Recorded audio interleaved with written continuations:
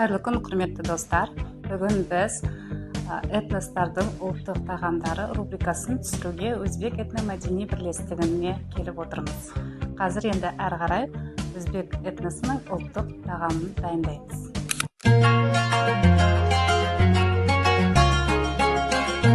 Бүгін біз өзбек ұлттық тағамының палауын жасаймыз. Осы палау жасаудың рецептімен бөліссеңіз. Оны қалай жасаймыз? Біз ең сапалы качественный еттерді аламыз. Мынау еттерін алып, мысалы 10 кісіге дайындайтын болсақ, барлығы килограмм болу керек. Етті тураған шай сарымсақ тазалап тұрыңыздар. Жақсы, рахмет. Барлық пропорциямыз 1 килограмм болғандықтан 1 килограмм сарымсақ қазір біз тазалаймыз.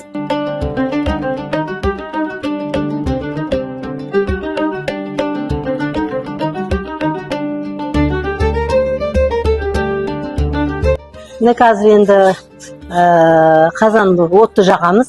Қазір біз 10 порцияға жасайын деп тұрмыз. Бұның ішінде біз майымызды қоямыз. Майды қойдық, сұйық майды. Оны қыздырып аламыз, жақсылап әдемілеп. Қыздырып алғанымыздан кейін полукольцам ұлықты турап алып, оған саламыз.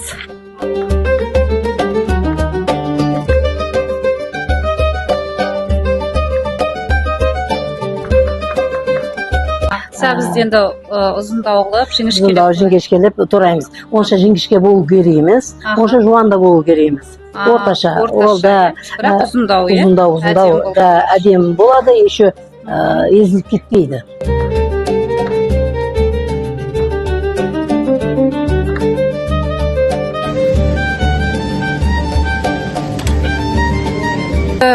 Сарымсақты жақсылап қуыратыңыз. Осы палаудың түрі өзгереді. Еще дәмі өзгеше болады. Пиязды қыздырып алғанымыздан кейін мына майының ісі бар ғой, ол шығып кетеді. Сонда бұл палаудың құпиясының бір түрі болып тұр екен. Біраз қуырылады етіміз. Қуырылып болғаннан кейін сәбізді саламыз. Еттен соң сәбіз. Қалған сарымсақ содан соң болайын деп тұр ғой? Жоқ, еттен кейін сарымсақ. Содан соң екен сәбізді. Содан соң сәбіз. Осы күнге дейін қуырлық жұмысын атқарып келе жатырмын. Өте ұнайды. Ол кәсібім өзімге ұнайды. Өзім жақсы көремін. Кейін сондай бақыттар болды. Осы Көкшетау қаласына келді. Осы күнге дейін мені кафе жүргізіп, ашпазлығымды қылып отырмын.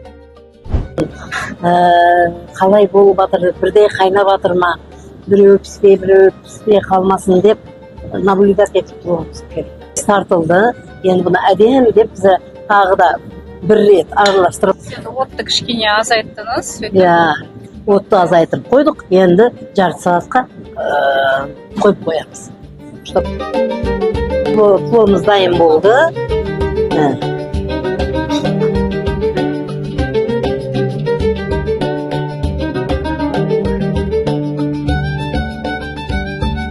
Міне бүгін біздің палауымыз дайын болды. Біздің палауға міндетті түрде ачучук, көк шайы болуы тиіс. Міне өзіміз тәндірінің лепешкаларымыз. Ол да алыңыздар, жеңіздер, дәмін тартыңыздар. Тәжбісман, рахмет. Бүгін сіз біздің оқырмандарымызбен ұлттық тағамдарыңыз, палаудың рецептімен бөлістіңіз. Ойлаймын, бәріне пайдалы осындай рецепт болады деп.